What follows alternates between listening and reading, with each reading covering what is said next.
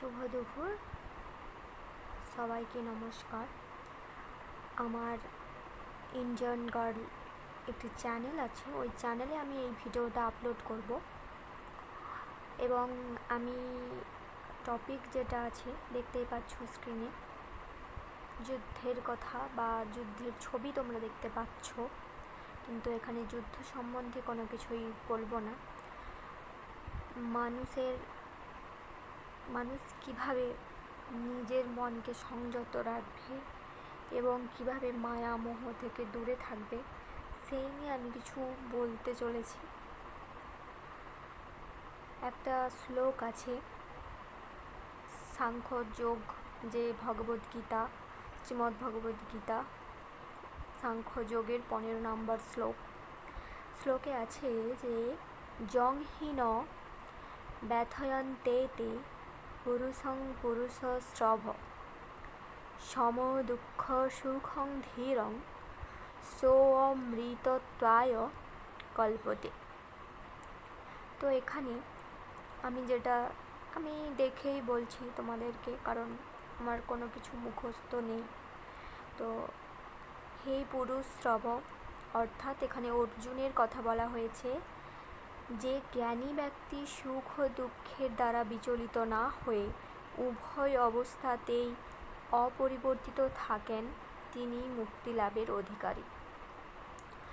তো এবার তাৎপর্যটা আমি বলে শোনাচ্ছি।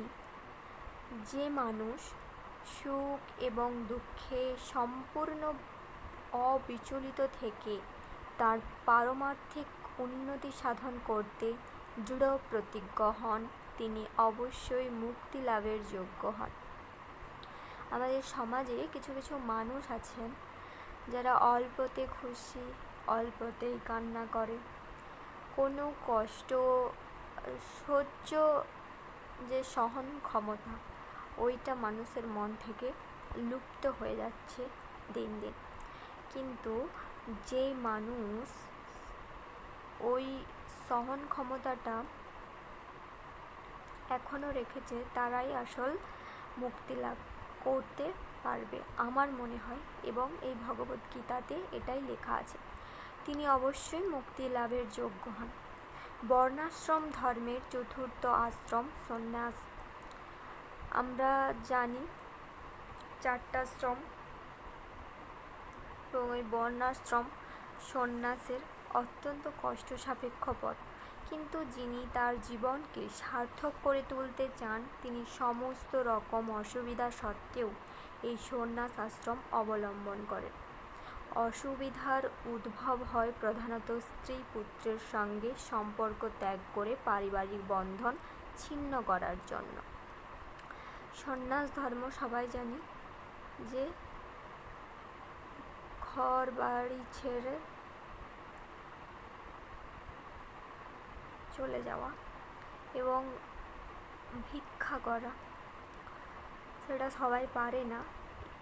এখন তো পারবেই না, অনেকেই করে। এই মডার্ন যুগেও কিন্তু অনেকেই সন্ন্যাস ধর্ম গ্রহণ করেছে। তবুও আগেকার যুগের মতো সন্ন্যাস কিন্তু এখন হয় না আমার মতে বলে, জানি না এবার আগে কেমন হতো। তো তারপর কি বলেছে, কিন্তু যিনি এই বন্ধন থেকে মুক্ত হতে পারেন, নিঃসন্দেহে তার পারমার্থিক জীবন সার্থক হয়ে ওঠে। ঠিক তেমনই অর্জুনকে তার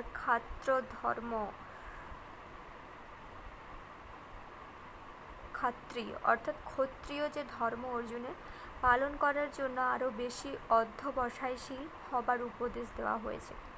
যদিও আত্মীয় স্বজন বা প্রিয়জনদের সঙ্গে যুদ্ধ করা ছিল অত্যন্ত দুঃখদায়ক এবং কষ্ট সাপেক্ষ। শ্রী চৈতন্য মহাপ্রভু 24 বছর বয়সে সন্ন্যাস গ্রহণ করেন। তাঁর যুবতী স্ত্রী এবং বৃদ্ধা মাতা ছিলেন, তাঁদের দেখাশুনো করার জন্য কেউই ছিল না।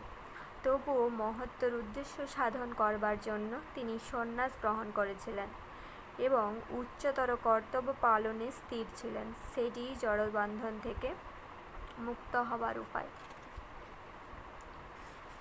তো জড়বন্ধন মানে এই যে আমরা যে বলছি না, আমাকে একটা জামা দিয়ে দিলেই আমি সুখী, কেউ বলছে আমাকে একটা বাইক দিয়ে দিলেই আমি সব থেকে চরম সুখ লাভ করব। এইসব জড়ো মায়ায় পড়ে আছে সবাই। যেদিন মনে হবে যে এইসবের কোনো মূল্যই নেই,